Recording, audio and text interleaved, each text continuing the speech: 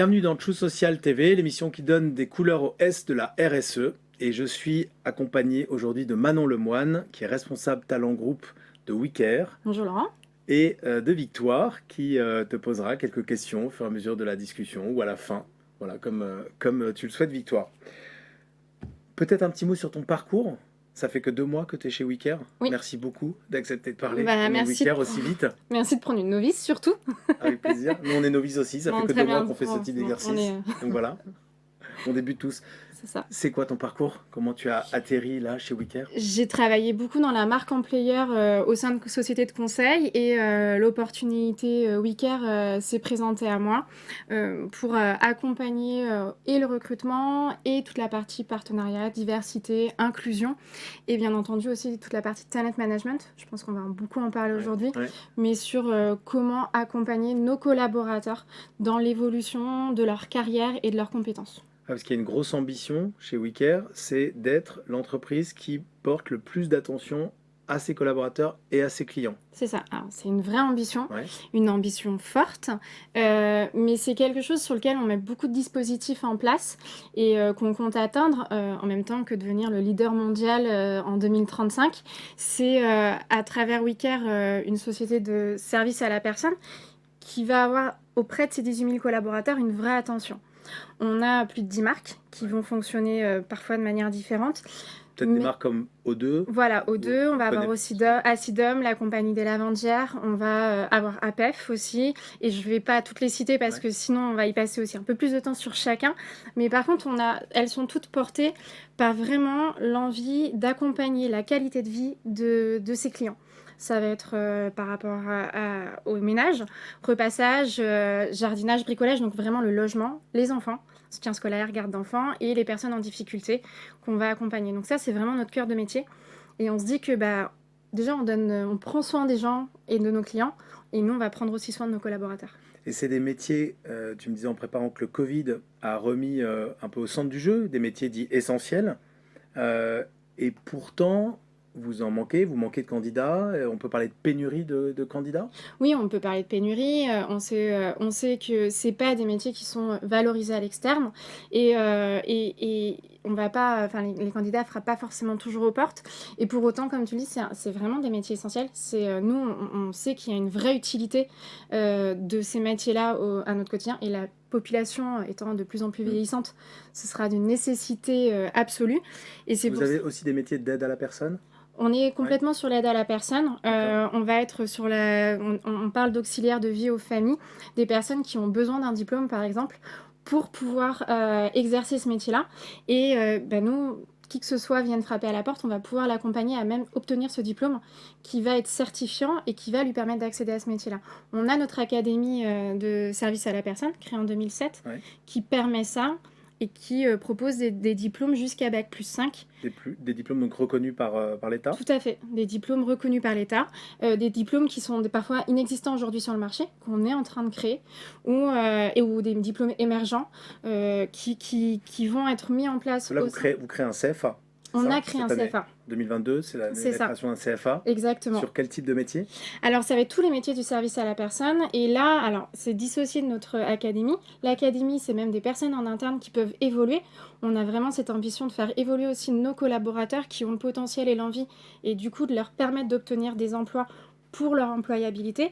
Et le CFA, c'est aussi aller chercher des étudiants ou des élèves qui vont vouloir faire de l'alternance et qu'on va former dans le cadre de leur alternance à des métiers sur des diplômes qu'on a co-construits parfois avec des établissements. Et ça, vous l'avez créé parce qu'il y a un déficit d'offres de formation, l'État ne joue pas son rôle, ou l'éducation nationale, ou c'est un constat de... Alors, j'irai pas sur ce terrain-là, mais par contre, ce qui est sûr, c'est que ces métiers n'existent pas, ces formations n'existent pas, pardon. On a des formations qui sont inexistantes. C'est quoi, par exemple, une formation qui n'existe pas Coordinateur d'agence. Une formation Bac+2, coordinateur d'agence, qui va être au centre et au cœur de cette agence des problématiques d'une agence du type les plannings, du type les clients qui ont une problématique chez eux le jour J à dire je peux pas accueillir, une aide à domicile qui va pas pouvoir se présenter parce que, je sais pas, son enfant est malade ou autre, et c'est ces personnes qui sont au cœur du réacteur, on va dire, dans une agence, ce métier n'existe pas. Et vous allez même au-delà de ça, puisque vous avez créé la Learn Family. Et là, vous formez carrément, pas vos salariés, mais les familles, les enfants de vos salariés. Exactement. En fait, on a une conviction, c'est que nos... Ça, vous êtes la première entreprise à C'est faire ça? ça, Moi, c'est on la est première la fois que première en j'entendais France. ça. D'accord. Ok. Et oui, on est Pardon. la première. Ouais. Non, mais on est C'est la première et on a une vraie conviction par assez rapport à ça. spectaculaire comme dispositif, ouais. Mais on est persuadé que chacun a envie de partager sa connaissance et aussi envie d'en faire bénéficier sa famille, que à travers la valorisation des compétences de ses enfants, on se sent aussi valorisé, qu'on a envie aussi de permettre l'ascenseur social de ses enfants. Et donc, en proposant toutes ces formations, qui sont donc une plateforme en ligne où les formations sont complètement gratuites et accessibles à tout le monde. Il n'y a pas un quota, il n'y a rien du tout. Et on est sur du podcast, du MOOC, des formations de grandes écoles qui sont accessibles, ils vont pouvoir accéder à ça. Aujourd'hui, petit exemple, on a beaucoup de formations utilisées sur cette plateforme qui sont du français. Moi, j'imagine bien, en effet, l'élève, 6e, 5e, qui se dit, bon là, il faut que je révise mon orthographe. Bon, bah voilà, maman ou papa, grâce à son travail, il a accès à la Ça, c'est plateforme. entièrement financé par WeCare. Pardon. C'est gratuit pour les familles. Exactement. D'accord. Exactement, c'est une plateforme qui est accessible à tous les collaborateurs, qui l'était déjà aux collaborateurs, Ouais. et qu'on a pris parti de partager à leur famille pour accompagner justement aussi ce développement dans la famille, dans le foyer. Et ça marche, il y a beaucoup d'enfants, de salariés qui se connectent. Ils font quel type de formation? Donc les formations qui sont le plus portées au niveau des enfants, on va être sur les outils numériques et sur le français aujourd'hui, qui sont très utilisés. Ouais.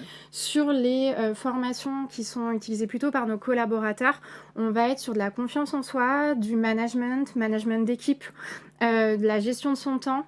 Ça va être plutôt ce genre de choses qui vont être utilisées. On va être beaucoup sur les soft skills. On a donné accès aussi à d'autres éléments, mais là, c'est beaucoup les soft skills qui sont utilisés par nos collaborateurs. Et tu me disais aussi, il y a une appétence pour l'entrepreneuriat de la part d'un grand nombre de vos salariés. Vous les formez, vous les accompagnez. Exactement. Un dispositif. On a un dispositif qui s'appelle J'entreprends, qui a pour but de promouvoir l'entrepreneuriat qui va être accessible à tous. Donc, c'est une formation qui est proposée à nos collaborateurs, qui va les aider à réfléchir à leur business plan, à savoir quel type de société, une SAS, une SARL, qu'est-ce que je fais, je pars de rien. Et en plus de ça, on a mis un fonds de développement franchisé. Donc ça, c'est s'ils veulent monter leur propre boîte. Voilà. Alors, c'est forcément une société qui va être d'une de nos marques. D'accord. Mais par contre, ils vont pouvoir être accompagnés pour s'affranchir et être quand même liés à nous à travers leurs connaissances, puisqu'ils vont permettre aussi de transmettre leurs connaissances du groupe qu'ils ont acquis chez nous. Et nous, on les accompagne plutôt pour la connaissance entrepreneuriale.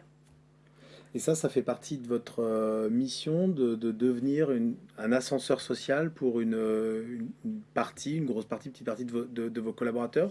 Nous, on a vraiment envie de pouvoir laisser les personnes évoluer si elles le souhaitent et si elles en ont le potentiel. Il faut savoir que dans nos encadrants, donc les encadrants, c'est les personnes qui sont au sein des agences et qui vont pouvoir justement la partie commerciale, la partie assistana dont je parlais tout à l'heure, la partie responsable. 40% de ces collaborateurs aujourd'hui viennent de la population intervenante. Donc ceux qui sont au cœur du réacteur et qui sont l'autre cœur du réacteur, ceux qui sont chez nos clients aujourd'hui. Et donc eux on va pouvoir leur permettre d'évoluer. Et c'est une de nos croyances, c'est-à-dire qu'ils connaissent le terrain. Et après, quand ils passent de l'autre côté de la barrière en tant qu'encadrant, ils savent quelles sont les problématiques qu'ils vont rencontrer.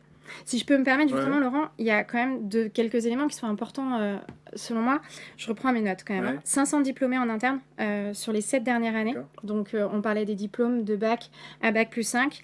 On a 10 000 personnes qui ont été accompagnées à travers des PAE, donc c'est vraiment des périodes d'adaptation à l'emploi pour leur permettre justement de découvrir ces métiers-là, notamment d'auxiliaire de vie aux familles. Et 100 000 heures de formation sur notre plateforme dont on parlait tout à l'heure.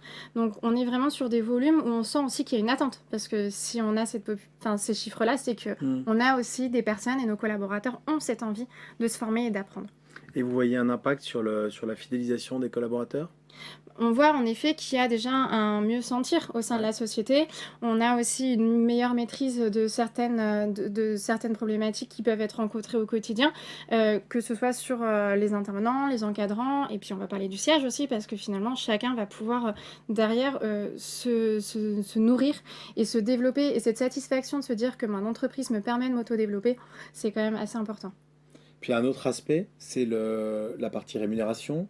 Je crois qu'il y a une volonté, en tout cas cette année, je sais pas, d'équilibrer le partage des fruits de la performance. On C'est a, ça? ouais, Ouais. on a vraiment. Alors, ça, au sein de la marque O2, sur le côté succursale, il y a eu l'opportunité, une revalorisation, pardon, du pack global de rémunération pour nos intervenants. Donc, c'est à plusieurs chiffres. Il y a le taux horaire qui a été augmenté jusqu'à 12,8% selon le métier principal. On a plusieurs métiers, donc selon le métier Donc, qui est maintenant principal. largement au-dessus du SMIC. Qui peut aller jusqu'à Ça. 10% au-dessus Ouais. du SMIC, tout à fait. On a aussi les frais kilométriques qui ont été augmentés jusqu'à 30%, puisqu'on a vu très bien la hausse du pétrole qu'on a tous suivi. Et puis les primes d'ancienneté, les tickets restaurants. Enfin, pour nous, il a fallu qu'on a voulu travailler sur leur pouvoir d'achat. Et on a voulu revaloriser les avantages sociaux. Mais avant ça, on avait déjà mis des choses en place du type le leasing. Chacun peut louer une voiture à 100 € par mois en leasing. Et c'est quelque chose qu'on a mis à disposition de nos collaborateurs au sein d'O2 aussi. Et ce que tu me disais en préparant, c'est que la moitié du résultat, c'est la moitié des résultats. C'est ça, qui a été reversé aux salariés sous forme d'augmentation de salaire. 7 On parle millions. souvent du partage des profits, un tiers investissement, un tiers augmentation de salaire, un tiers actionnaire. Là, c'est la moitié consacrée aux augmentations de salaire sur le résultat. C'est ça, 7 millions d'euros qui ont été reversés sur 14 millions de résultats en 2021. Donc la moitié. C'est tangible. C'est tangible et je pense que c'est nécessaire dans une démarche de revalorisation aussi. On le disait tout à l'heure, c'est des métiers essentiels. On le savait déjà avant, on l'a encore plus identifié lors de la crise.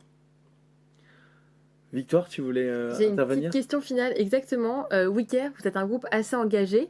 Vous travaillez, vous entrez un peu dans le quotidien des familles et vous prenez la parole sur des sujets sociétaux qui sont assez sensibles, comme la lutte contre les violences faites aux femmes, les inégalités hommes-femmes. Quelles sont les actions concrètes que vous menez sur ces thématiques ?